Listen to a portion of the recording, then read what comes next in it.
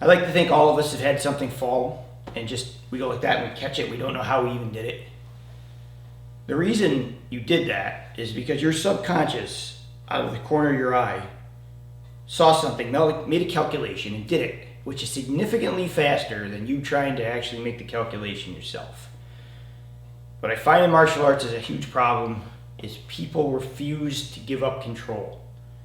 What they want to do is they want to control the technique. They want to control what they throw.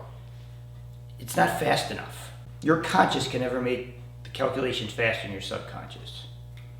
So what has to happen is, number one, whatever you throw, you have to do them 100,000 times to the point where they're so comfortable that you no longer have to think about them. So once you have all your techniques down, that's step one. The hard part is step two, is letting go.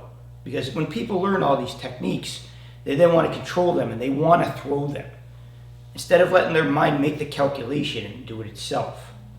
So I'm going to give you some tips on how to do that. Number one, you have to understand how your brain works.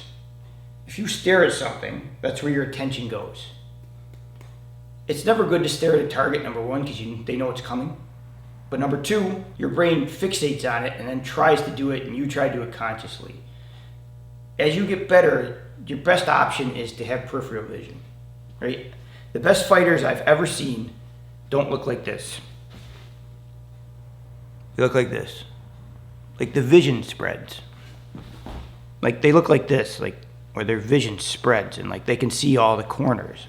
There's a difference between, it's hard to see on the camera, but if I focus on you versus seeing the room, it's better.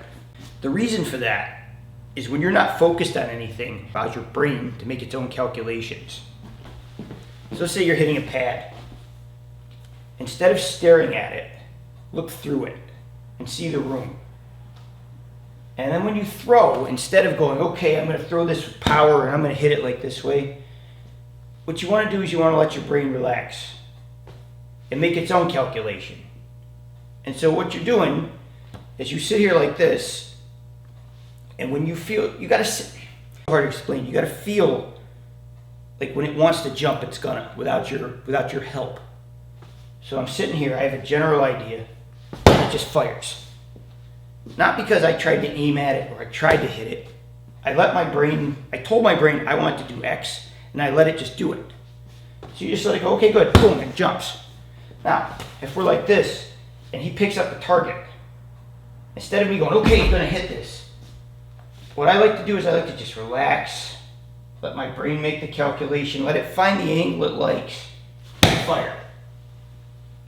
And it should jump, right? It should, when it comes out, it should feel like you're not trying to do it. It should feel like it's just so natural it comes out that it's almost nothing there. The best punches you'll ever throw will feel like you didn't do them. So if he throws one up, and I throw, he picks the next one up. I let my brain make the calculation, I let my body make a calculation, and it moves around and it finds the angle properly without me trying to do it. So if I'm trying to do this, it's so hard. I'm not even really looking at this. Watch my eyes. He picks up again. Like, I'm just seeing everything.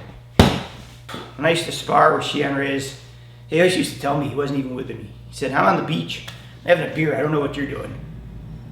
And he'd be sitting there throwing things by my head, and I had no idea it was even coming, neither did he, because he was just in the zone.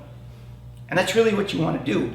You got to turn your brain off, allow your subconscious to do its job, and your techniques will get so much faster and better, you won't even believe it. Please check out my new channel, The Karate Man. Link is below, and as always, thanks for watching.